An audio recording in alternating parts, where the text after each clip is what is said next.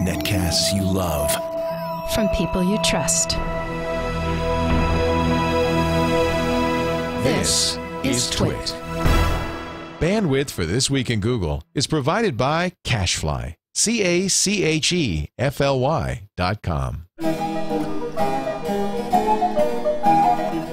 This is Twig, This Week in Google, episode 93, recorded May 4th, 2011. Gina Unplugged. This Week in Google is brought to you by Carbonite. Backing up the files on your PC or Mac is safe and easy with Carbonite. For a free trial plus 2 free months with purchase, go to Carbonite.com. Offer code TWIG.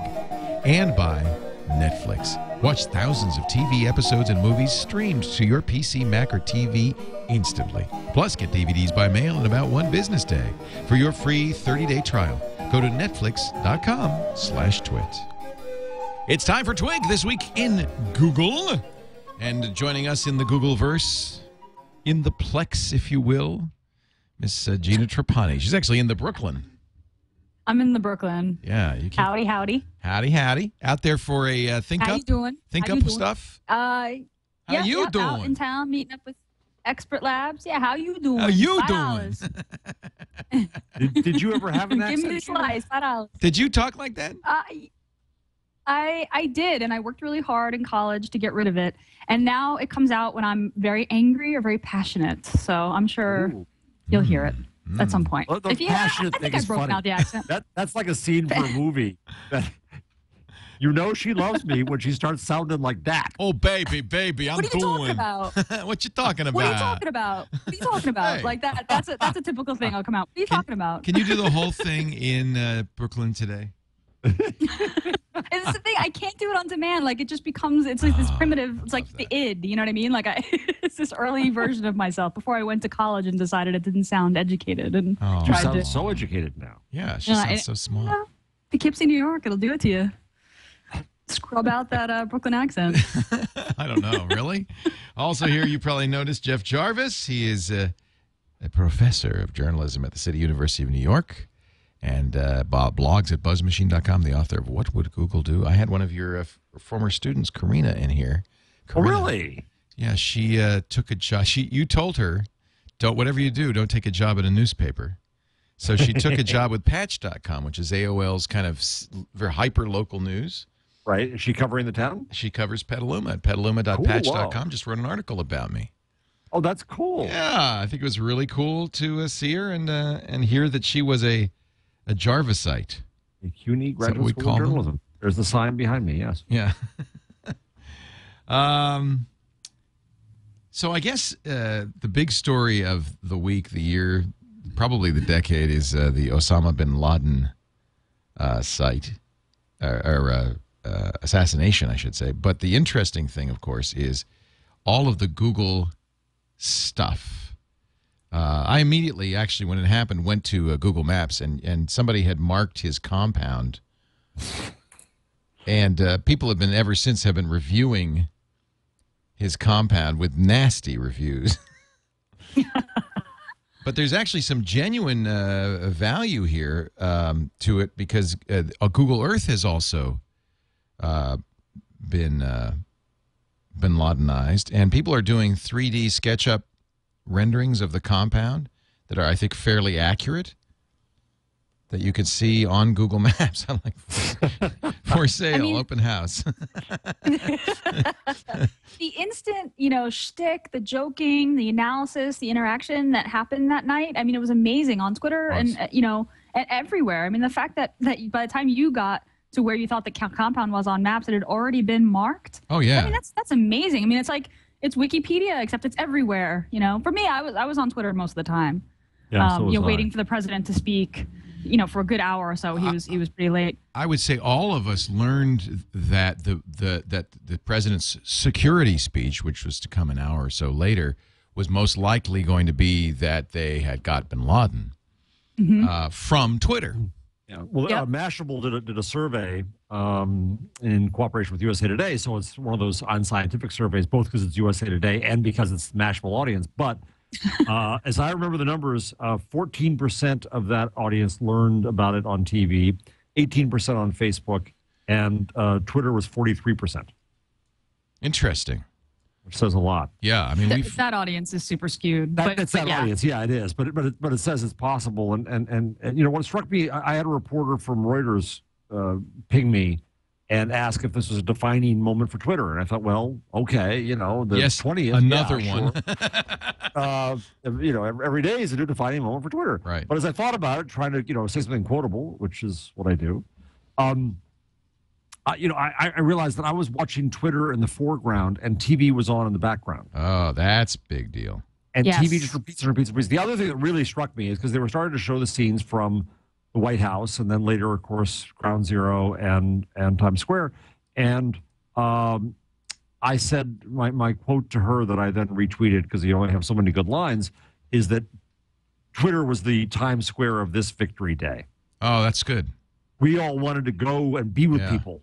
And that's what we did on Twitter. Instead of kissing a nurse in Times Square, I went to Osama's compound. Now there's a bunch of darts in here and a lot of reviews. There was only one when I first went there. Yeah, you know, being here in New York, my first instinct was I want to get on the train and go to Ground Zero right now. Oh, and I it bet. wasn't until it wasn't until my boss and Neil, who's a much more reasonable and thoughtful person than I am, when he started to say, I mean, the conversation about the way that people were reacting. I mean, this was just happening at light speed. First, the death certificate, birth certificate jokes happened before Obama, was even near making the announcement. And then, this like, I want to go there and be with people. I'm going to get silly string and like throw the beach balls around too. To like, oh, maybe that isn't the appropriate response. What is the appropriate response? How do I feel? I mean, it happened so quickly, such a small span of time. I was thinking about, I was here in New York on September 11th. I know you were too, Jeff, and I know you wrote about it and you tweeted about where you were standing. I thought about that day and I thought about how would that day have been different if there had been Twitter. It would have been so different. I mean, I would have felt a sense of connection. I remember there just a sense of panic and loneliness. Like I'm not going to be able to get back across the river to my family because the phones are jammed and I can't even call my wife or call my mom. Like it was this disconnection. But if Twitter had been working, although I don't know if data connections would have been working either, it would have been a different experience. So SMS to Twitter might have been working. It was. And I think that people would have had a very different view of the event. People witnessed the event from rooftops 3 miles away. It was smoke going up. Yep, and that's where I was. The scenes that it was since that day, I missed. There's these scenes that are seared in my brain, many of which I don't want to recall, but some that are amazing. And I had no camera, and I started carrying a camera in my bag every day since then. Of course, now all of a sudden, me too. Yeah. And so, what would have been recorded and seen, there was this wonderful project called, I think it was called Here is New York, that was a collection of photos that were from there, that is a giant book, and it's magnificent. And I obsessed about the photos, because it was just so odd what was happening. For those who don't know, I was in the last train into the World Trade Center. I stayed around like an idiot as a journalist, which is synonymous. And I was a block away from the South Tower when it came down. So I was one of those guys who was, covered in stuff. Covered in soot, yeah. And it's such a surreal, strange thing that you had to kind of remind yourself what this was like. And so if there had been thousands of cameras there live telling the world what was happening there, it would have been terribly, terribly different. Yep. And I mean, that's why I started blogging. Really? It was like Same here. Really? Because everything had changed. Everything had changed. The city had changed. You changed. Everything changed. So after that, I was like, I became obsessed with writing everything down because I have to remember it, and just, the whole experience was just, and that's when I started blogging. I started my personal blog in a month or two later. And Jeff, you started blogging because of 9/11 as well, I started days later because I had more to, I wrote a story. If you go to my blog, there's a post high up that has the link to the story that I wrote. And then I had more to say the next day. I thought, honestly, I was going to blog for a few days, a few weeks, just to get it out of my system. Right? Then it little did I know, it changed my view of media, my career, and my life. And all of that was out of 9/11. And there's also a link there to the audio that I recorded from the day that I was there. And the original blog was titled War Log, World War III, which was kind of rather of the time. And I was part of one of the original war bloggers. Wow. That's the story that I wrote. And yeah, so it all, that's, you're right, Gina. Bin Laden's killing just for me, I think same for you. It just went full circle and brought out all these memories and all these visions and emotions in new ways. Yeah, I mean, I was really happy, but then it was like, I lost a family friend and, he's still gone and now bin Laden's gone. It doesn't bring anybody back. It's just someone else. Yeah, it was lots of, well, whatever. I don't mean this to turn into a therapy session, but it was very complex as it was for everybody. And the other thing about Twitter too, I think was fascinating to me was that, I wanted to know what was happening at the World Trade Center. I wanted to go there. My heart was there and I couldn't. Far more important was take my daughter to school the next day.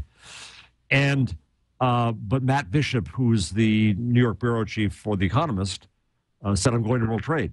So, said pictures. And he sent pictures and he sent vision, and it was so great to have that. And, of course, the great story out of all this was the technician, in old news now, was the technician in Ahmedabad who tweeted the event. Yeah, that was amazing. And got hacked after that. Oh, he did? I didn't know that part of it. Well, his blog got a lot of traffic, so he was sitting in a coffee shop, and he said, "There's helicopters flying over. I wish I had my big swatter to swat it away." And then he said, "Oh, there was a big boom. I hope this doesn't presage something horrible happening." He basically live tweeted it, not knowing at any point what it was till the next day. Which just says you can't keep anything secret. No kidding. Yeah, it's true. No kidding. I'm on reserve power, so I may cut out any moment now. Okay, so if Gina loses her Skype connection to us, she'll just phone in. I'll call in. She'll sound like she's on the phone, but other than that, she'll still be her same scintillating self. But I mean, it's funny how 10 years has been such a huge shift from the CNN era to is it the Twitter era? Is it the social media? Twitter's just part of it. Yeah. Right. But yeah, I think that it changes the whole thing. The other thing that I've been saying lately, I don't know if I said it on the show yet, is that after watching a Larry Lessig video recently, that he talked about how the architecture of the web is something we don't pay enough attention to. And I realized that in Twitter, news is now mimicking finally the architecture of the internet. It's going end to end. That the witness over here and the world over here can talk to each other. The journalist doesn't need to be there anymore. Can add value, but it's end to end. That would be my question about it all. Is there an advantage? What do we gain? Do we gain a better understanding of it? I mean, certainly more immediate. We gain witnesses, we gain perspective, we gain questions, we gain nut jobs managed to push their death or BS around. Luckily on Twitter you can unfollow it. I think we gain mainly the witnesses. I think that's what we gain. Now, there were no witnesses to this event, but you gain witnesses who were at the World Trade Center and things like that, and that has value. In background and context, I found myself reading the bin Laden obituary that the Times published. Like, I went to the Times. I mean, I was on Twitter and listening to all the all the jokes and all the, feelings and all that stuff. But then I went to the Times and was like, I want to read the story. I want to, I watched the president and I read that obituary. I learned things that I didn't know about him. It just, I think there's context and depth, I think, that you get. Yeah, but you still go to the mainstream media sources for reporting and factual information, vetted information. But you get it. But the colors are filled in by the social media. Yeah, it's a place we can talk about it. And reaction and. Right. I mean, the key was that the grand national experiences we had before really amounted to us all happening to watch the same show at the same time. Right. Right. Kennedy is killed, and we're all watching. We're all watching Cronkite announce it. Right. And that passed. People mourn the passing of that and say that we don't have that thing that brings us together. Well, we have things that bring us together in far better ways now. Right. Of course, it was the largest sustained throughput on Twitter, not the largest single tweets per second. That goes to the Japanese New Year of all things. But the largest sustained tweets per second over a period of an hour or so. And Google says they saw a 1 million % increase in searches for bin Laden. So that's interesting, too. It means that we not only go to Twitter and the New York Times, but we then do searches. Are we looking for current stories? Are we looking to research bin Laden? Or are we looking for pictures? What are we looking for? Yeah. And this is between 7:30 and 8:30 p.m. So that was when the news broke over Twitter. So what that is people saying here, oh, I know what it is. They read the tweet and they go, what?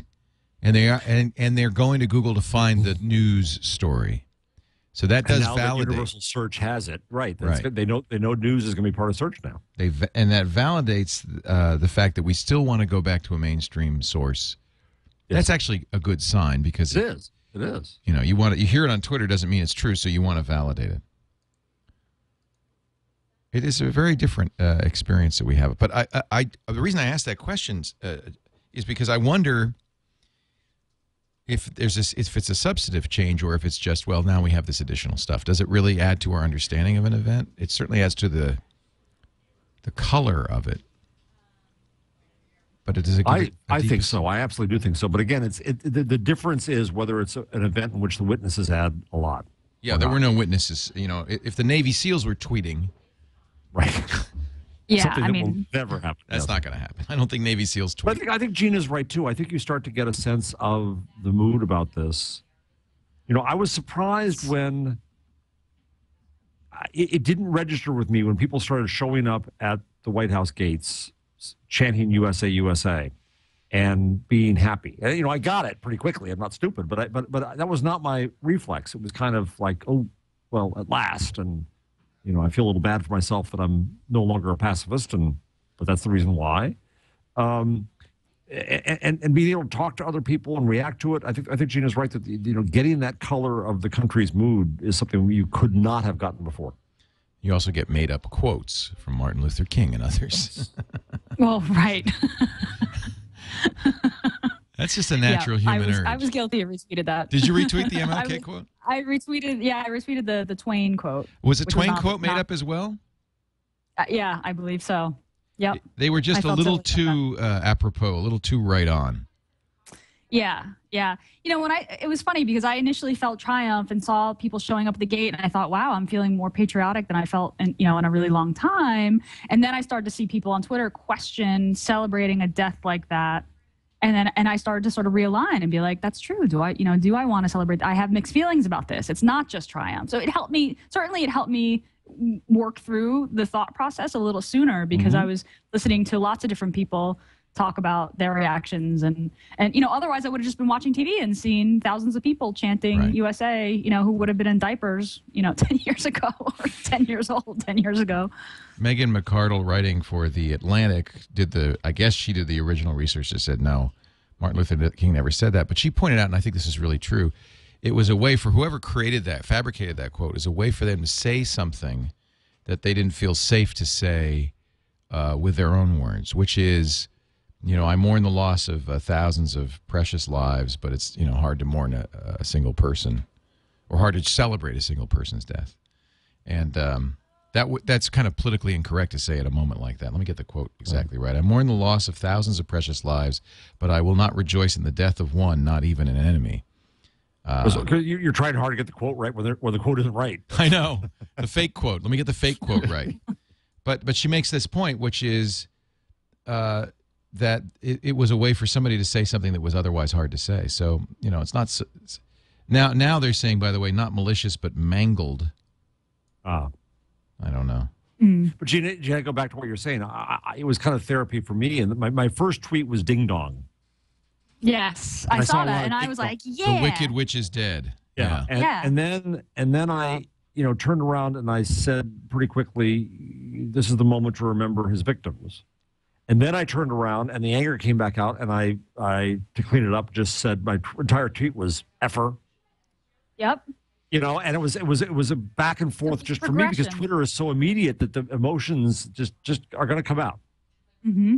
Like me, hate me, I don't care. It's going to be me. Right. So it was actually quite interesting. The next day, and I missed this, otherwise I would have said it right up front, Megan McArdle followed up, she's the business and economics editor for The Atlantic, on how this quote came about. And actually on Facebook was a much longer quote, which is from Martin Luther King, except for that first sentence, which was the one retweeted. And she found out who posted it first, a 24-year-old Penn State graduate who teaches English to middle schoolers in Kobe, Japan, Jessica Dovey. And someone stripped and pasted the quote and stripped out the quotation marks. In other words, took her writing. Oh, it was her. So she said, I will more. And then in quotes, put more from MLK. Somebody missed that subtlety. That happens so often. Probably because they needed the one character to retweet it. Yeah, too many characters. Yeah. So that's kind of, but that's good reporting. That's great reporting, and Megan's good. Yeah, no kidding. Yeah. So I retweeted the "I never wished a man dead," but I read some obituaries with great pleasure quote from Twain. The Twain but it was quote. actually Clarence Darrow. So the attribution was incorrect. So. But these things get corrected pretty quickly too. That's what optimist and triumphalist that I am. It comes back around, and the internet is also pretty quick at correcting things. Yep. Not in everyone's mind, but at least in sensible minds. Yeah, it's quite a fascinating process. Part of the telephone game that we're all playing these days. Let's take a break and come back with more. I think that we've talked about this a little bit enough. Yep. Gee, a real upper for the beginning of the show here, but well, it's the story, isn't it? Yeah. It's the story. You can't not do it. And yeah, we have to talk about it. Well, first of all, because both of you were there in 2001, but also because it really is. That's the reason why we're here. It's the reason why you're there. Yeah. That's right. Exactly, because you started writing because of that. It gave you a voice. Yep. Which I think is very interesting. Yep. I did not know that about either of you, both of you. It's kind of interesting. But it's also... Where were you, Gina? Where were you when it hit? She's frozen. That's what she is. She's frozen. She's going to call. She's going to call in. She's lost her batteries, died. We'll get her on. And I would like to know that. Now we know that Jeff was literally in a building next door, which must have been just very scary. It was eerie. Yeah, I can only imagine. And we'll get Gina and find out where she was. But before we do that, though, I would like to take a break. Maybe we all need a little break right now. Talk a little bit about Carbonite.com. There are all kinds of disasters, some of them little, some of them obviously quite big. But the disaster you don't want to have happen to you is the data on your hard drive lost forever. Just think of what's on there. Your first blog posts, your pictures of your kids being born, your wedding pictures, your financial records. I mean, I can go on and on. It's all on there. And unfortunately, so many of us just don't make a copy. We don't back it up. It's just too much trouble, or we forget to, or we don't know how to. And yeah, you may have an external hard drive that you back things up to once in a while, but really what you really need is an automatic backup that's off-site on multiple servers in multiple locations. That's when your data is really safe, and that's what Carbonite does so beautifully, so elegantly. If you go to Carbonite.com right now, you can sign up free for 2 weeks just to see what happens. Use the offer code TWIG, T-W-I-G, so we get credit. You'll put the software on your Mac or your PC, and whenever you're online, it just backs up. It trickles it off because it doesn't want to slow you down with your internet access. It doesn't want to slow your computer down. So it's very polite in the background. It trickles it up. Depending on how much data you have, it may take some time to get that first backup done. From then on, you're always backed up. And you can always check that data anywhere you go just by going to Carbonite.com and logging in from any computer or with a smartphone. They've got BlackBerry, Android, and iOS applications that are free, and you can see your data. It's really cloud storage in addition to backup. If you decide to buy it, it's the most affordable solution. If you price all the other solutions, you'll see that at $59 a year for everything on your internal drive, there is no better price, no better value. That's 16 cents a day for true peace of mind. Try it free for 2 weeks. Carbonite.com, offer code TWIT. And if you decide to buy, offer code TWIG, T-W-I-G. And if you decide to buy, use TWIG again, and they'll give you 14 months for the price of 12. An additional 2 months free from Carbonite.com. When disaster strikes, be prepared. With Carbonite, you got to back it up to get it back. Do it right with Carbonite.com. Gina, are you on the phone now? Hey, can you hear me? Yeah. Awesome. Sorry about that. That's fine. This works just as well. Gina lost her power, or didn't have her power supplies lifted at work, so her battery died. I get more camera time. It just means I can leave the camera on. Fine, now on it's Jeff. all mine. This is why I love doing Twig. There's always a plan B, which I really appreciate. And C and D. I just have learned that nothing ever works, right? Nothing ever works. You got to plan for failure, like Netflix, right? I always plan to fail. I never fail to plan. So Jeff asked you when you disappeared, where were you on September 11th? At the time, I was working at a company that was located on Hudson and Spring. So I was on my way into work when the second plane hit. So I was on the F train, which is one of the only trains that goes outside and is elevated in Brooklyn. Wow. So I was on the F train, and everyone had stopped and was at the windows because the first tower was smoking. So it looked like there was a fire, you know. But then the second plane hit, you know, but we didn't see the plane. We just saw the explosion, and then the train went underground. So everybody on the car was just like, "What is going on?"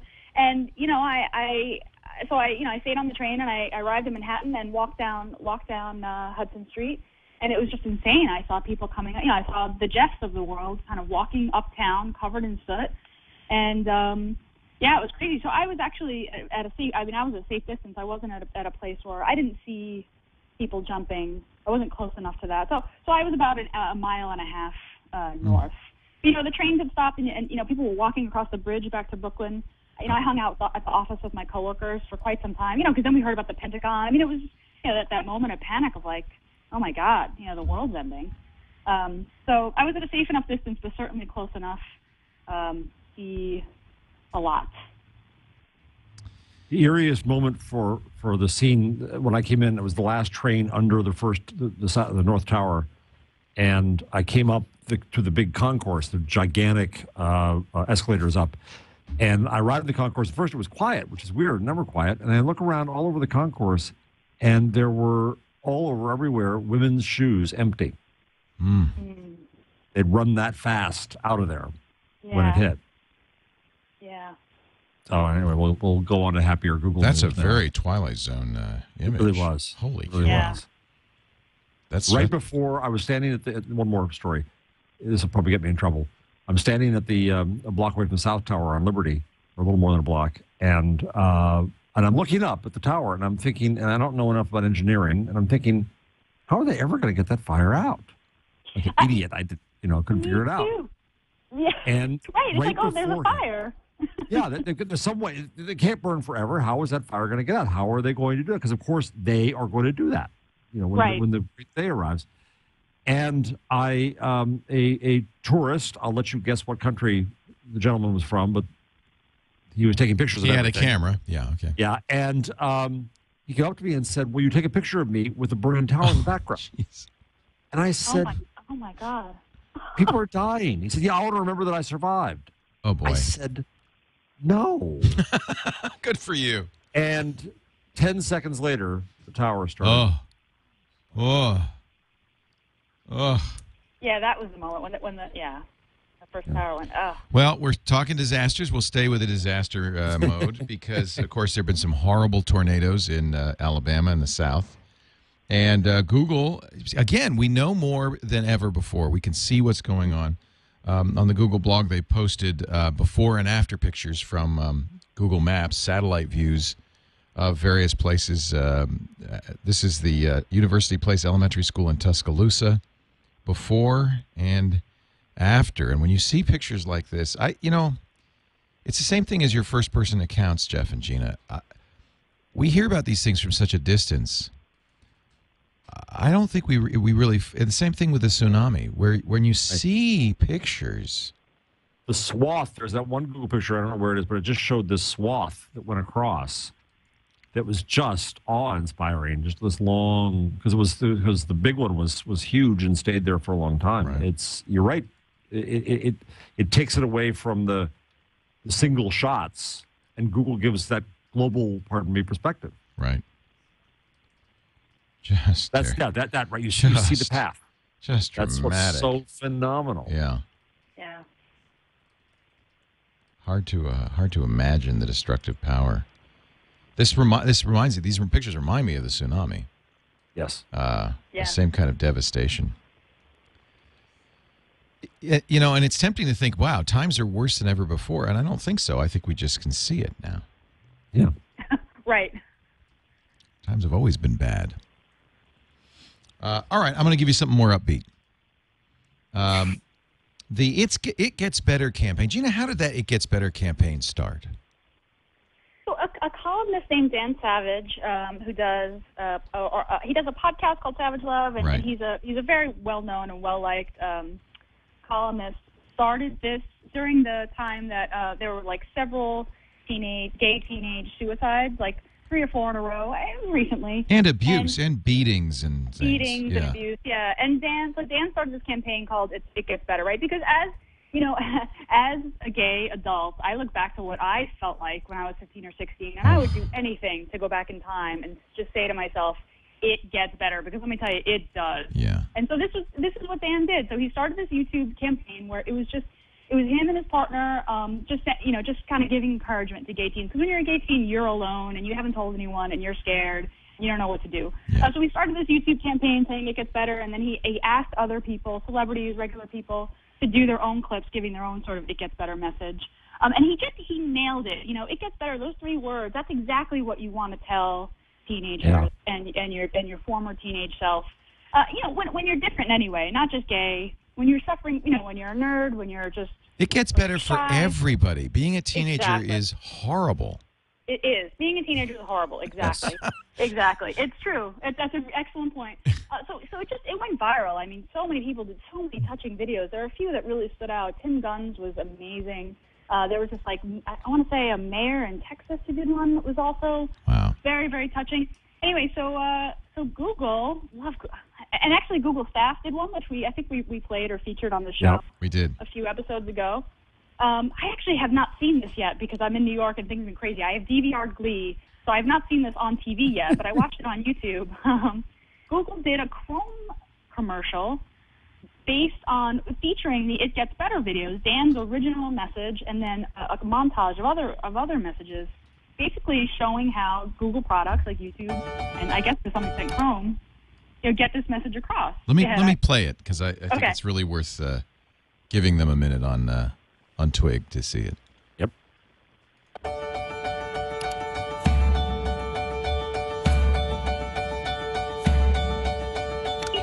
High school was bad. I was obviously gay, and some kids didn't like that, and I did get harassed. What I'd love you to take away from it is that however bad it is now, it gets better, and it can get great. And it's important for adults to reach out to kids and share our stories so that they can picture futures for themselves that are worth sticking around for. Okay, little ones. Here's the first thing you need to know.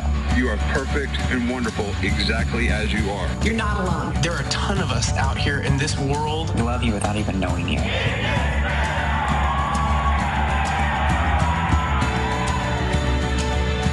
There's art to be made, and there are songs to be sung. So hold on. Look at me. 80 years old. It gets better with age. Listen to me.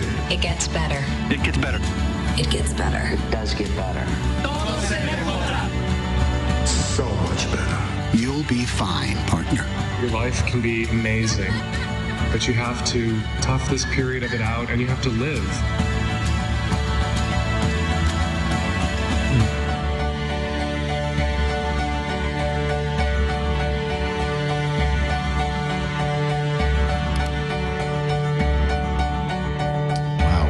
It's such a great commercial, and it's so classy of Google to stand back. And yes, the message there is you use the internet to do all these wonderful things, and that's great. But it really is Google handing over the front of that platform to them. Yeah. Yeah, and it also was during Glee, which is like the gayest show. It's just ever. so perfect. Well, you got to figure if you're a gay teen, you're watching Glee. No doubt. Well, right. Yeah, along with millions of other people like me. God, I'm completely choked up. I'm sorry. Yeah. I hate to say this, but cynics might say, well, it's a Google ad. I mean, they're kind of taking advantage. Are they taking advantage of this? They did manage to get some. For those of you listening, you didn't see, every product used, whereas a Google product. There's YouTube. There was Blogger. I mean, they congratulated Dan. They said this is important. It was a Google ad for sure, no doubt, right? But they were promoting Google as a platform for whatever message. That message, the web is what Right, you make Gina. it or what you want it to be. That's what they were doing. They're promoting the web as a platform and Google's tools as a platform to make a change. And that to me, I love that message. I mean, that's if I didn't believe in that, I wouldn't be here. I wouldn't be working on the web. So I can get over that it was a Google ad. Yeah, I think it goes beyond that. I think that it also says that a decent company can create tools and create the means that people can then do great things. And a decent company respects people for doing these things. And Leo, you're right. When I saw it, my socks were blown off because it's very moving, and it was so impressive to see it in that form. And it's what you said earlier. It's not just, the campaign. I don't want to dilute its message, which is about being a gay teenager, but it's about the trouble of being, whatever you have trouble with in life. And it's for adults, it's for everybody. Exactly. You bet it is. It's not just for teenagers. And for anybody for whom life is not perfect, it gets better. Right. And that's the whole point of sticking around and doing things. And so many PSAs are aimed at, don't bully, don't do the bad things. Right. What I love about this is it's aimed at I hate to use the word victim, but the objects of the bad behavior, to say, no, you're okay, and it's going to get better. And that's a really powerful message for people. And I think that Google used expensive time to basically share its time with that message is a good thing. And also promote that the web gets you connected to people who are like you, even when you feel like there's no one else like you and no one else that knows your experience. Like on the web, you will find those people. Yeah, it's an ad for the internet, cool. Isn't it? It is. It's an ad for the internet, yes. Exactly. Yep. Well, they're doing something right. According to a Harris survey, Google has the top brand reputation of any company in America. Google scored they call it a reputation quotient of 84.5. That made it number one, ahead of Johnson & Johnson, the 3M company, Berkshire Hathaway, then Apple, then Intel, then Kraft, then Amazon, then Walt Disney and General Mills. All in the 80s. I mean, I don't think any of those companies would feel bad being in that top 10. But Google the best. I mean, it makes sense, right? It's like, did you Google it? Like, I need something and Google gives it to me. Yeah. That's what it is. Like, I had a thought, and then Google filled in the blank. The categories that there are 30,000 people were surveyed, so it's a very large sample. Of their opinions of the top 60 most visible companies in the U.S., the categories include emotional appeal, products and services, social responsibility, vision and leadership, workplace environment, and financial performance. Boy, you'd have to score Google 10 out of 10 on all those. Except maybe emotional appeal, although when you see an ad like It Gets Better, they're doing a very good job of scoring high there. Yes. I think there's an emotional appeal. At the same time, Leo, the brand Z brand value came out, where they put a monetary value to top 100 global brands. Google is number one again this year. It has been since they've been doing this for 5 years. It's up 14%, and they put a. Now I'm going to do this wrong. If it says 114,000 and it's in dollars and millions, is that 114 billion or is that 114 trillion? Ask the programmer. I'm just some schmuck on TV. I don't have my calculator. I don't even understand the question, Gina. As soon as I heard the numbers, I went, huh? Squirrels. It's worth a lot. It's worth just an incredible amount. It's a lot. A lot. IBM number 2, oddly. Apple number 3. I don't know why you get IBM in there. How do you get IBM in there? It's worldwide. It's classy. I guess so. Microsoft 4, Coca-Cola 5, McDonald's 6. I got to point out. This is sad. Marlboro this is worldwide. Marlboro number 7. That's Japan. Put that one over the top. I have to say, Facebook on this Harris poll, 31st place, way down, but still better than the bottom of the heap. You want to take a guess who the worst companies were? The lowest rated companies: AIG, BP, Goldman Sachs, Citigroup. I think you get the message here. And I couldn't disagree. I couldn't agree more with that assessment. Wow. I mean, these are just polls. I don't think they have that much value, but I think it's fairly accurately representing the fact that Google, despite all the stuff we talk about, the privacy issues, the creepy factor, and all of that, is still considered a quality brand. And Apple's fifth. Okay. And I think, of course, I don't know if this came about at the same time as the location data or location gate, as they're calling it. The interesting thing is Apple did a really good job, I think, of saying, hey, it's not us, it's Google. It really pointed the finger. I mean, Steve virtually said that in the interview with Ina Fried at All Things D. He says, why aren't you guys, I hope you guys will look at the other people. And we know who the other people are. What are they doing? And he does make a point. Unlike, there's different approaches. Google is a little more upfront to begin with about what they're doing. Both of them, I would say, do exactly the same thing, we should say. I mean, this is the business that they're in, is collecting information about their users to sell to marketers or for other reasons. But Google does tell you more up front. But Apple has an advantage because before any program's allowed to use your location data on an iPhone, it warns you. And you can never turn that warning off. That's permanent. Apple also today put out an update fixing the location bug. They claim it was a bug in iPhones, a 666 megabyte download. I don't know how the internet survives this stuff. 35 million iOS users, all of whom are going to download. Now, get your calculator out for that one.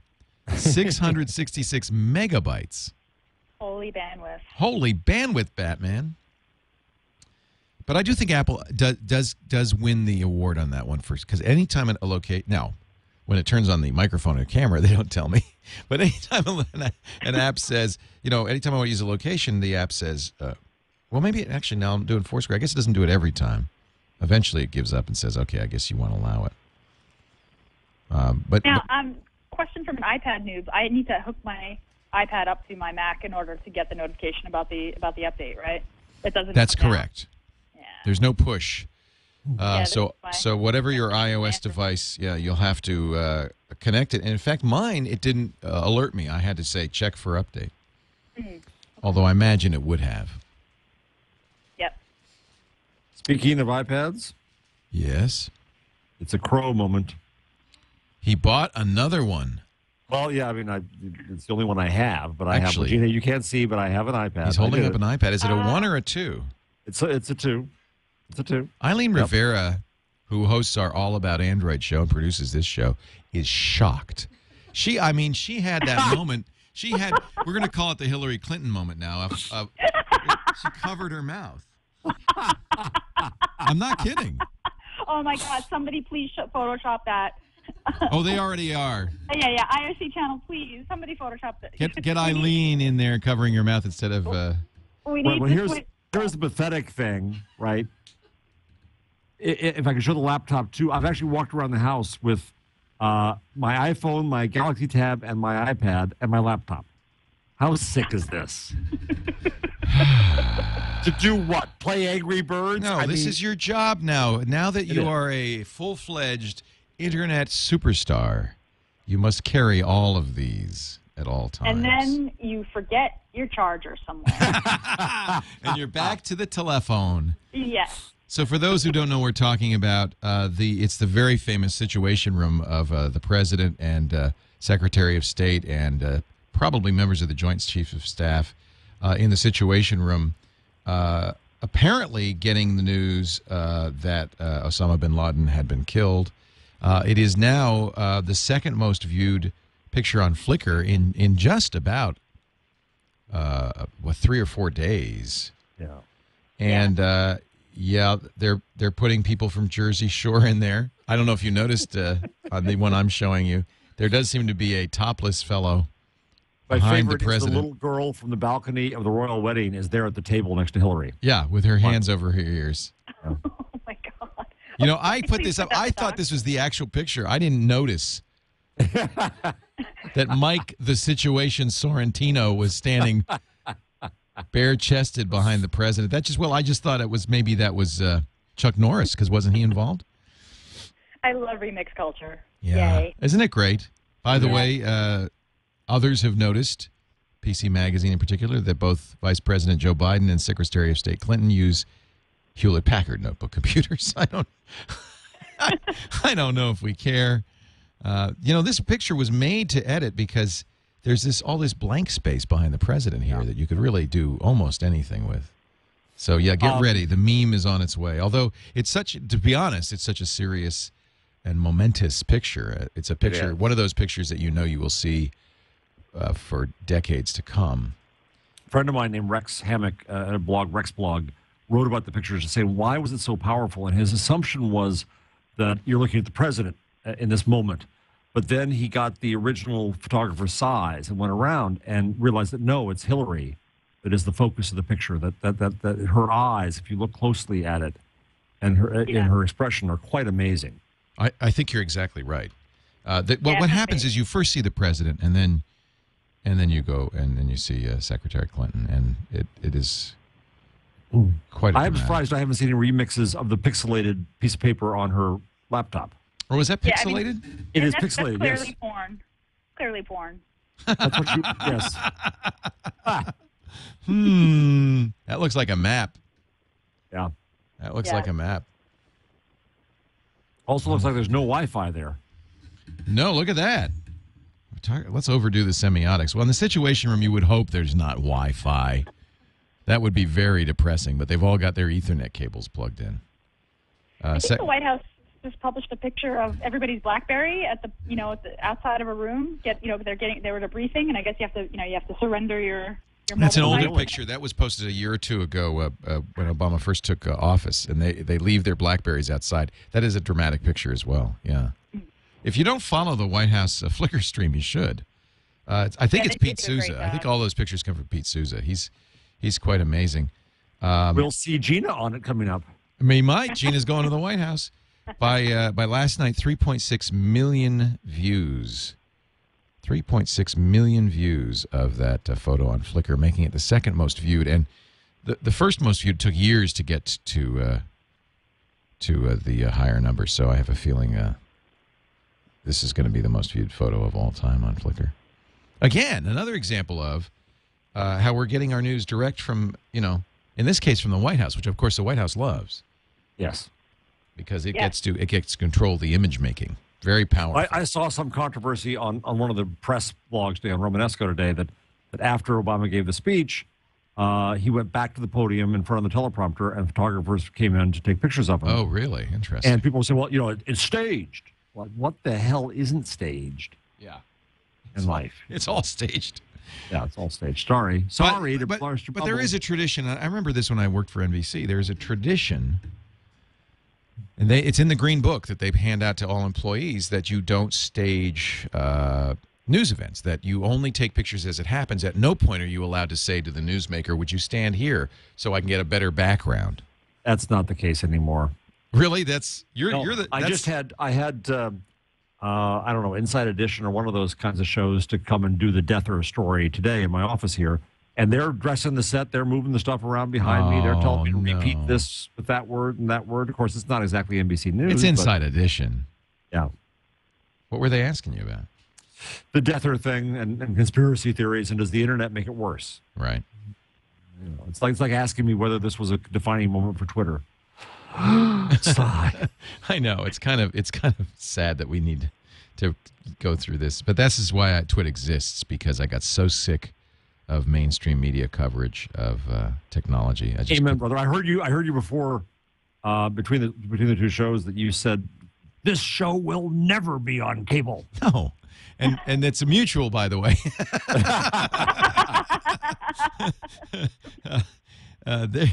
They don't want me as much as I don't want them. So this is presumably the staged, doesn't look staged, picture after the speech. Yeah. I mean, I don't know. I think if it's Pete Souza taking the picture, boy, he's a good photojournalist, and I don't think that most of these are staged. No. But that's different. He is the White House photographer. It's his job to get compelling images for history. He's not a journalist. Right. I do hope that there is some ethos still in journalism that you don't. Oh well.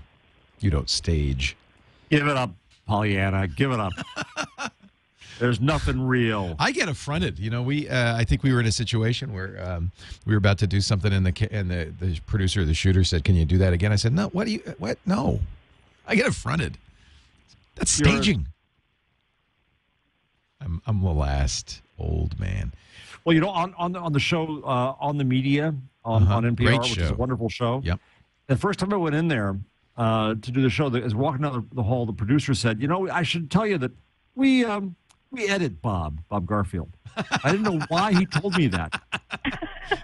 And you get in, and Bob, God bless him, he's a friend, and I love him. He's very good on the show, but he fumfers through questions. Really? He changes 5 times around. Wow. He changes everything. And they did a great story. The correspondent who did it died this year. Great story about 5 years ago where they went through and confessed this is how we do an NPR show. Yeah. You know, they call themselves sometimes sound Nazis. They are sound Nazis. They are.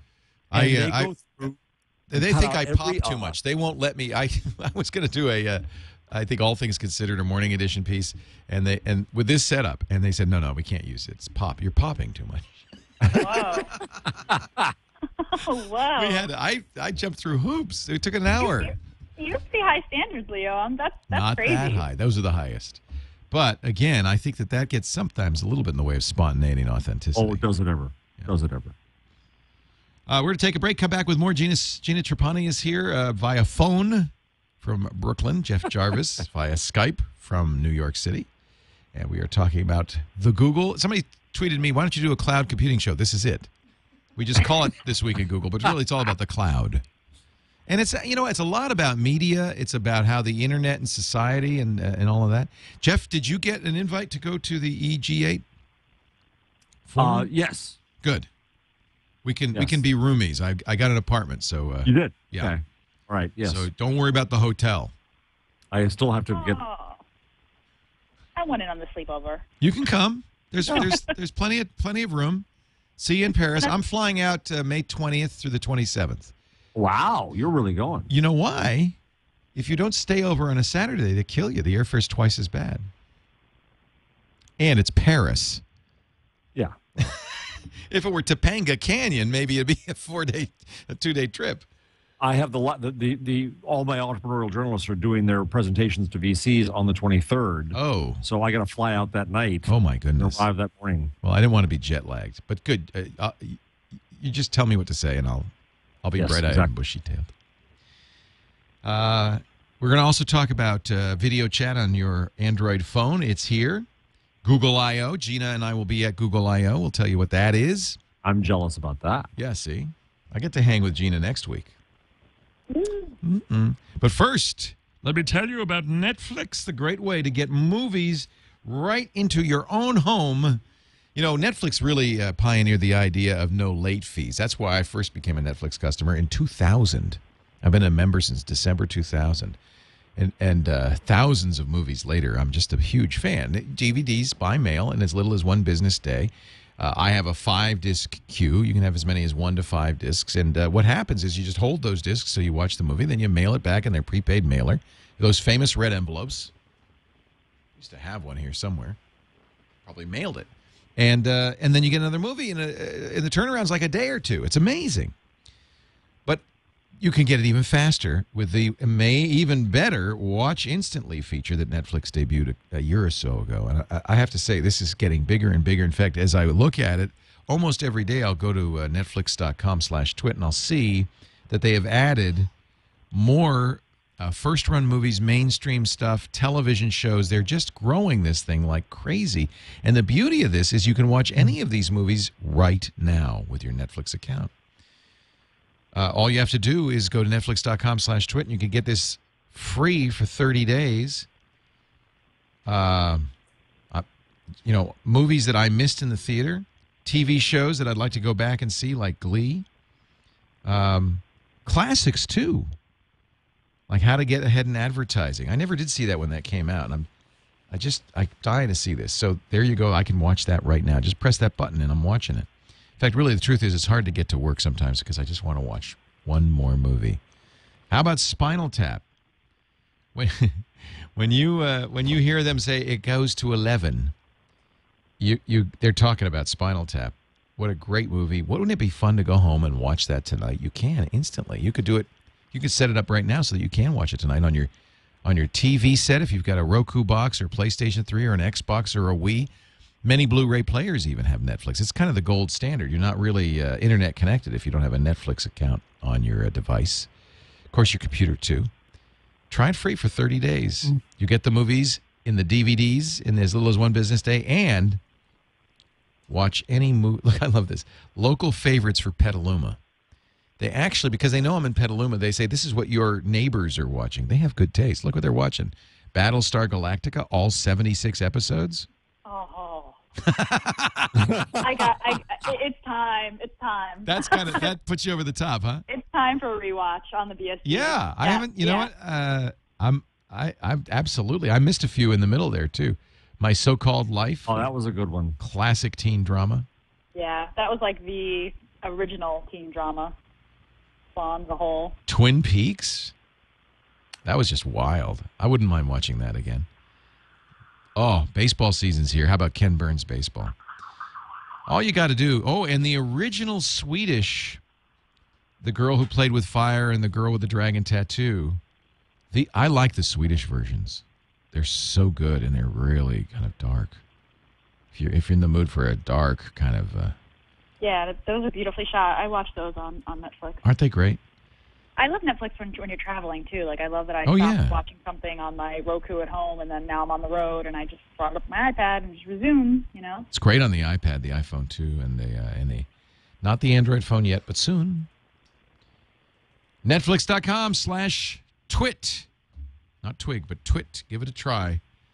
If you have not yet a member, don't forget, and I do this all the time, yeah, you could give gift certificates. My mom, every year on her birthday, she gets a year's worth of Netflix, and I think that's really great. Well, that's a good idea. Oh, they do it by email. Let me see if I can find that here. It's really gift subscriptions. Buy a gift subscription, so you could get a month. But I just every year on our birthday, I say, Mom, and this is by the way, the $7.99 a month is probably what I'll start doing. That's no DVDs, but just watch instantly. For $9.99 a month, you get watch instantly plus a DVD at a time. Hey, everybody! Mother's Day is upon us. Wouldn't this be a great gift for Mom? Yeah. And you could see they even mail it with a card. Yeah, I mean, email it. So that's kind of nice because you know, dear Mom, a gift for you from Netflix. Netflix.com/twit. Moving right along here. Google I.O. What is Google I.O., Gina? We're going next week, right? We're going to cover it, I think. We are. Google I.O. is pure awesome. That's what it is.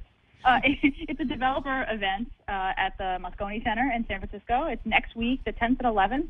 And, it's really fun. It's a developer-focused conference, but there's often goodies and announcements at the keynotes, right? So the first keynote is Tuesday at 9, and I'll be there. I fly in Monday night, and I fly out Wednesday night. And, I'm hoping to cover it. I would love to see you. Are you going to come to Moscone Center? Yeah, we were going back and forth, and I think, last year we covered the Tuesday keynote, and it turned out all the big announcements were on Wednesday. We're Wednesday, right. So, right. I don't know if Google has gotten it together or not, but I'll come for the Tuesday keynote. You and I will be there. Fantastic. And then I don't know. Should we have Tom sit in the studio and cover it? I guess we should. And then you and I will come out and we'll talk about it. And then Wednesday, I guess we'll cover it on This Week in Google later in the day. But right, we'll do our regular time. Do you think? Yeah. Do you think that we'll see what big announcements do you expect? Anything? I mean, gosh, I tell you, I haven't really kept up on one of the rumors. It's interesting. I mean, last year it was all sort of about Google TV, right? And last year Wave was still alive and well and very much present at the event. This year, obviously, Wave is going to be around, and I'd be interested to see. Are there going to be? I mean, I feel like this year is going to be all about tablets and Honeycomb because Android is a huge presence. They want developers to develop on Android. So, if it goes like last year, I imagine there's going to be some Android-related announcements, hopefully, maybe a new device. perhaps that the attendees will get. I'm not sure. That's every year so far they've done that, haven't they? Yeah, every year so far. And then maybe hopefully some Google TV announcements. I just feel like Google TV, you know, it launched and it's, you know, it's not so good. It was kind of a flop. It was a flop. In fact, Logitech says, well, we only sold, what was it, $5 million worth. Oof. So it's a real flop. So this is the Google I.O. official Android app. So there's a map, schedule, sessions. You can do this 5 days, 18 hours, 43 minutes, and 16 seconds until Google I.O. Oh, There's even, and I like this on the app, a real-time stream. So even if you can't make it there, you could download it. And this is the Twitter stream and follow what people are saying about it. I wonder if they're going to have in the real-time stream video as well, perhaps. I do like that. The report is that the new Google TV is going to come out. So basically what we spent the last year is that nobody's used Google TV. Yeah, what do I do with my $300 boat anchor then? Yeah. I mean, it really needs a market. It really needs more apps. I mean, it's in dire need of an update. But, you know, some dark horse candidates for things Google might announce. It's Google's social effort, which refuses to die. I don't know if it's going to be called Google Me, but we keep hearing rumors about it. Some sort of unified social effort. Google Music, I don't know what happened to that. They announced that last year at Google I.O. They did. That's actually a very viable candidate for an announcement this year. I bet that would get people excited. Yeah. So, well, we'll and cover it. Talk about it last year, yeah. We'll be there. And if nothing exciting happens, you and I go out and get a plate of spaghetti. Beautiful. Bella, beautiful. Beautiful. I get you some pizza. Actually, I wouldn't. I'd be embarrassed to give you California pizza. And nothing good out of here. Even the places, there's places here like called New York Pizza. That's not New York pizza. That's not New York. What are you talking about, New York pizza? Take your pizza and shove it where the sun don't shine. Oh, you're good, Leo. You're good. I'm learning from the best.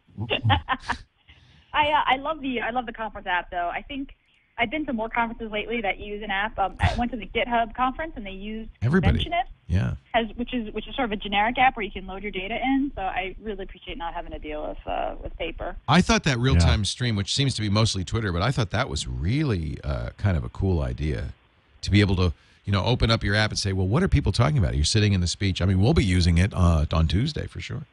Mm-hmm. We have now an explanation, according to GigaOM, from Eric Schmidt about how Google hires. Actually, Eric could probably talk about how Google fires as well. Oopsies. Did I say that?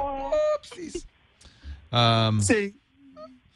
Here are some tips Eric Schmidt passes along for getting a job with Google. Be exceptional.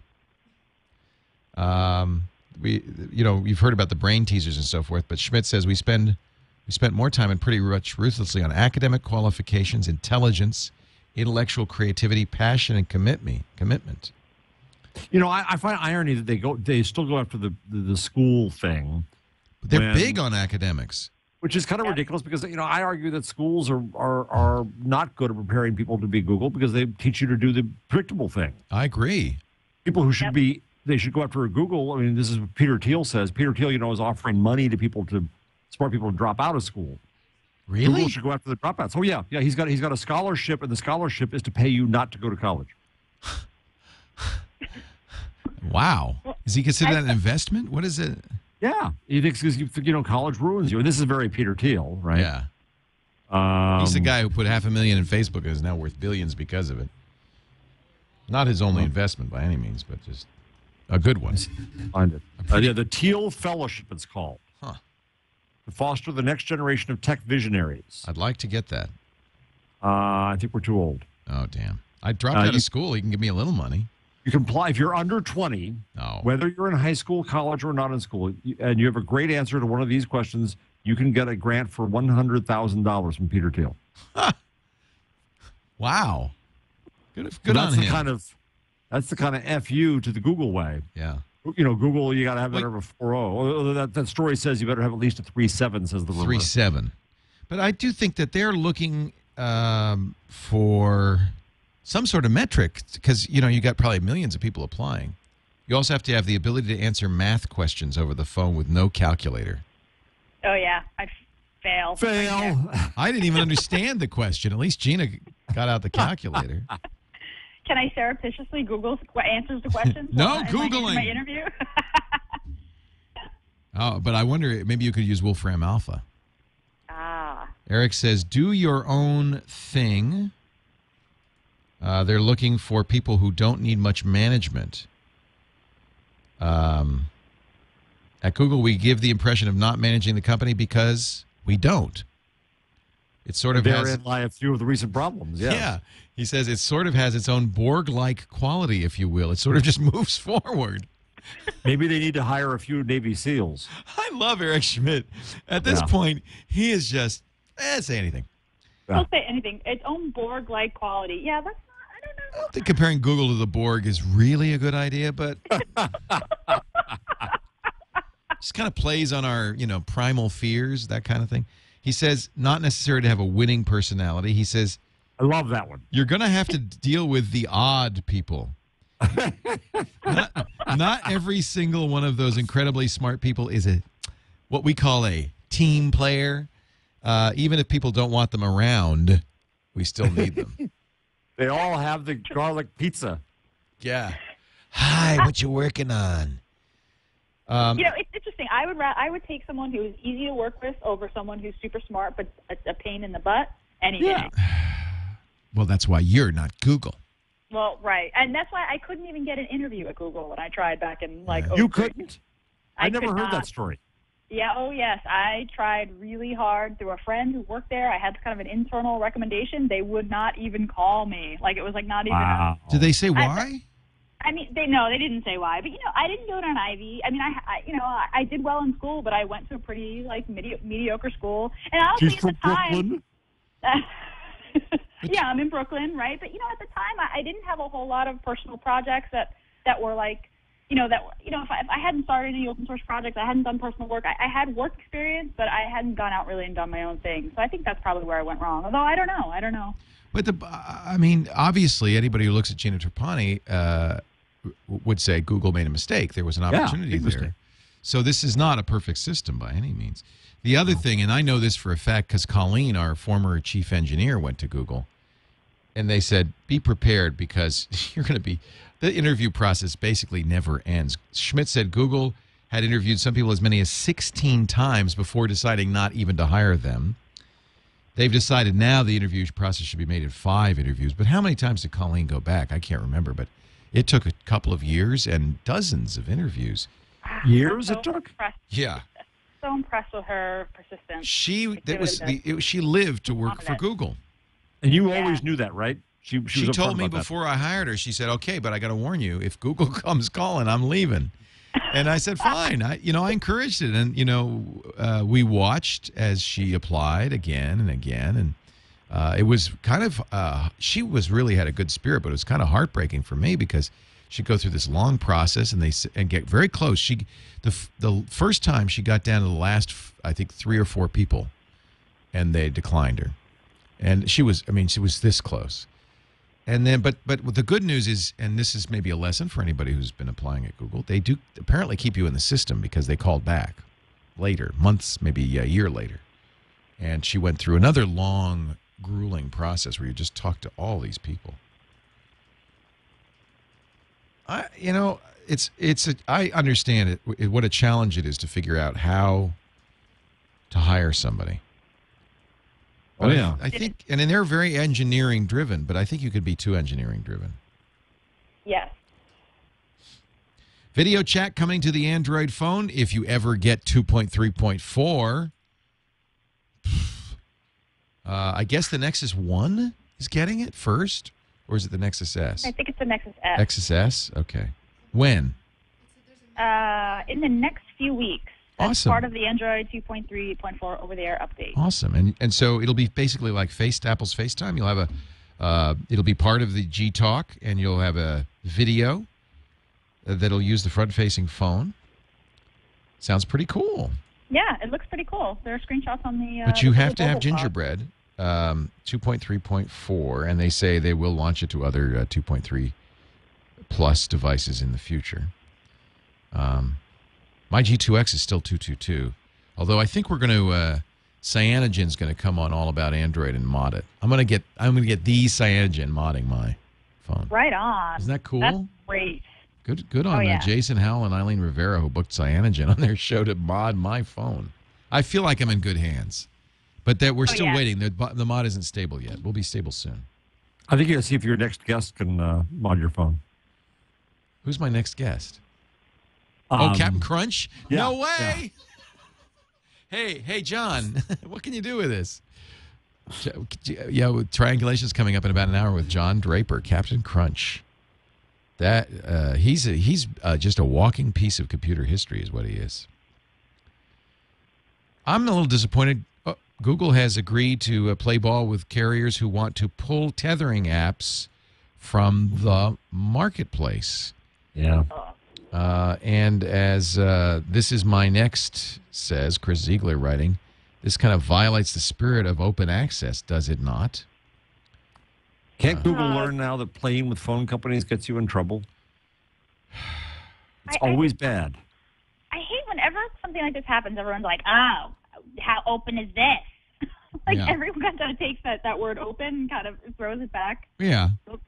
This definition of open. It makes me a little crazy. There were people talking about this on Howard forums that said, at least in the case of Verizon's 4G phones, blocking the tethering apps could be in violation of open access regulations, Section 2720 of Title 47, which says, quote, licensees offering service on spectrum subject to this section shall not deny, limit, or restrict the ability of their customers to use the devices and applications of their choice on the licensee's C-Block network. In other words, if you sell a device that uses this network, you cannot restrict the ability to use applications of your choice, unless it violates the network's technical standards, it violates or regulatory compliance, but not just because you don't like it, just because it's tethering. Well, you mean, who didn't expect that this would happen? Let us, I'm not going to do a royal wedding story, so let's move on. Let us get our... Yay! Yay! Yay! I've been very good. Leo. Good job, I've Leo. been very good about avoiding the royal wedding. Thank goodness they killed Osama bin Laden and just wiped our memory of Kate and Wills off the face of the earth. And Donald Trump. And Trump. Yeah. Although I had to say I enjoyed him just sitting there simmering during the correspondence dinner. Wonderful. Stewing in his own juices. And now knowing what was going through Obama's head at that moment. Oh, man. It's hard to imagine that Obama didn't want to take a little victory lap there, you know? Hey, wait till you hear what I do tomorrow. Yeah. Tune in tomorrow. Just stay tuned. I'm not going to say, but you're going to like it. You're dealing with meatloaf. I'm getting the worst man on earth. Yeah, okay. You know, Donald, you got the hair. I got the guy. Time for our tool and tip and number of the week. Let's start with Gina Trapani and her tip of the week. Tip of the week. Somebody is listening to Twig. We reported that Google Video was shutting down, and there was April 29th deadline to download your videos. Yeah. That April 29th deadline is no longer, and there is now an upload videos to YouTube option. They are listening. They are listening. They are listening. So you have to create a YouTube account, and you log into Google Video, and then there will be options to download and to send to YouTube. So still got time if you got some old Google Video clips you want to salvage. This is great. This is fantastic. This is about time. Though when I search for video, unfortunately on YouTube, or rather on Google itself, it does not go to Google Video anymore. It only goes to YouTube. So the beginning of the end is here. In fact, I don't remember even how to get to Google Video. Is it google.com/video? Or video.google.com? No, both give me a video search, which dumps me into YouTube. That's kind of sad. Has anybody gotten the voice? You haven't gotten the voice search? No, not yet. What's that? That's exciting. They're adding voice search to the web. Oh. In the latest builds of Chrome, I think. Yeah. Oh, it's in a beta. Yeah. HTML5 supports speech input. By the way, I don't even know why they use version numbers anymore in Google Chrome, but we are at 11 all of a sudden. They turned it up to 11. Oh, yeah. Yeah. Our number, that is not our number of the week. Well, it's not. Nah. And Jeff's got the number of the week. 100 billion. You can guess what that is pretty easily. Evidently, that's the guess number now for the valuation when Facebook goes out for an IPO sometime next year. That the revenue will justify that. Folks are telling the Wall Street Journal. Its profit is growing at a rate fast enough to justify a valuation of 100 billion or more when it goes public. Holy camole! And it's probably or more is probably really the number or more. So that would value Zuckerberg's personal fortune at $28 billion. He's gonna be worth $28 billion before he hits 28 years old. Yeah, and that's the new club. Yeah, you have more billions than your age. Yeah, if you could be in that club, do. What is Gates worth? Oh, I think it's. I don't. It used to be 32 billion. I don't know what it is. It's a lot. Yeah. An awful lot. What does it matter? What does it matter? My tool of the week actually is stripped from the headlines, and I thought a fascinating story. You remember Uber Media, which is Bill Gross's company that's been buying up Twitter clients. They own Twidroid, which was for a long time my favorite on Android, a really great client, and a few others. And as a result, owned something like 11% of all the tweet traffic. Tried a few months ago to buy TweetDeck, which would give them a significant portion of all of Twitter's traffic. 20% the number. And give them an opportunity to, some think, do their own, as some had rumored, do their own Twitter. If you've got the client, you can always kind of phase it in and say, well, you can use our client to use Twitter or Uber Twitter. Your choice. Or do both. And that's kind of a very nice transition point. So I think it's widely agreed that when Twitter came along and offered twice as much, $40 to $50 million for TweetDeck, that was purely defensive, that they have no intention of doing anything with it. I hope they don't kill it because it's my tool of the week. I immediately downloaded it after reading this story and tried it, and you know what? I love it. It has some really nice features on the Android phone, one of which it keeps all your tweets over a period of time, so you can go way back in time and see at the top it actually gives the time. So if I want to go back in time and find out, for instance, what people were tweeting when they found out Osama bin Laden had been caught, I can actually go back to that time. Well, after a limited period, it'll cache. I know this is caching 23 megabytes. It also has the famous TweetDeck columns, but you do it by sliding left or right. Now, you need a fast phone. In fact, I suspect, because this is a Tegra 2 phone, this is a very fast phone, and it still feels a little bit sluggish. I suspect this might not be something you'd want to use on a regular phone. I've been using TweetDeck in Chrome. It's fantastic. In fact, you might want to take a look at that as well. I'll show you real quickly. If I go to the, well, I guess I have to sign into my account. I'll do it over here. It's a really nice client in the Chrome browser using HTML5. I'm going to be very disappointed if Twitter kills this. This actually may be the best Twitter client I've ever used. The Chrome version, the Android version, has some really nice features. And when you log into your TweetDeck account, it populates it with all the accounts that you've set it up with in the first place. So I only have to set these accounts up once on one device, and then it automatically populates these accounts onto my other devices and the column settings and all of that stuff. Yeah, I really like that feature. It's interesting. TweetDeck is also a Facebook client and a Buzz client and a Foursquare client. So Twitter's essentially buying a client that interfaces with a lot of their competitors. I think they're going to. I have to think they're going to kill it. Yes. So here's my Buzz stream. Here's my Facebook stream, and you can see you can even divide it into groups. So it's a good way of managing Facebook groups. I don't use LinkedIn anymore, but it supports LinkedIn. There's my Foursquare. You're right, and these become columns in a larger view. I just love it in Chrome. I think everybody should try it in Chrome, but it's even a great Android. My only concern is that in Android you might find it's a little sluggish because it is a tiny bit sluggish on my dual-core processor. I'm filled with conflict of interest here because I'm a nano investor in Uber Media. Well, I love Bill Gross. I think he's a genius. Bill Gross is just great. But, and so with that huge caveat, that grain of salt the size of Utah, is there an antitrust issue here? It does seem like a very anti-competitive thing to do. But I don't see how you could regulate it because it I would guess presume not. a certain amount of, well, they must, did Bill ever say, I'm going to compete with Twitter? Right. Well, it's the irony of this open world where, Twitter creates this ecosystem and then decides, well, on second thought, we don't like that so much. Yeah. It's a very fascinating. anti-competitive move. It says, well, yeah, but I think this happens all the time in business. We had Michael Robertson on last week, and he told a horrific story about mp3.com.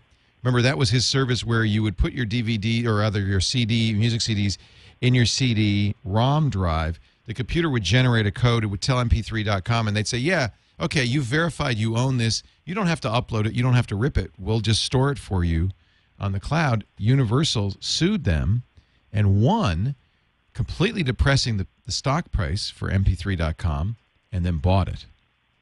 Yeah. And at the Robertson told the story that at the closing dinner, he was sitting next to Edgar Bronfman, and Bronfman basically said, "Yeah, we figured we just sue you. There's no merit to the case, but we just sue you. We knew you couldn't defend it. It'd depress your stock price, and we'd snap you up, put you out of business." And Michael says now, having been around for a few years more, this is very common. And he says a lot of what you see in litigation isn't really about intellectual property. It's about putting the other guy out of business. Or if you've got 50 million lying around, I can understand why they would do that. They don't want Uber Media to start a Twitter competitor. You and I might. I'd love to see a Twitter competitor. Yeah. Especially one that had some network effect numbers. I thank you for being here, Jeff Jarvis. He is the professor of journalism at the City University of New York, CUNY, and the author of What Would Google Do, his blog since 2001, buzzmachine.com. Go there to read his first and listen to his first posts, post 9/11. Gina Trapani is on the phone with us from Brooklyn. She is a blogger at smarterware.org and is in She's Brooklyn. powerless. No power, no power cord. Thanks for putting up with me while I was power cordless. Gina, we don't care. Kind of the acoustic Gina. Yeah, we don't care how we get you. It's Gina Unplugged. I don't like flying blind. I got to say, I like to look at you guys while we do the show. So I look forward to We're next making week. funny faces at you now. Well, next week I get Leo live at Google I/O, so I'm excited. Oh, rub that You in. I am. I'm going to rub it in. I'm rubbing it in. Our coverage of Google I/O starts 9 a.m. on Tuesday, little less than a week hence. And we'll also cover it Wednesday morning and, of course, on Twig. So we'll see you then. We do this show every Wednesday at 1 p.m. Pacific. That's 4 p.m. Eastern Time, live.twit.tv. And you can watch it live or you can download it after the fact. We have audio and video versions of the show available at twit.tv/twig. Thank you, everybody. See you next time on This Week in Google.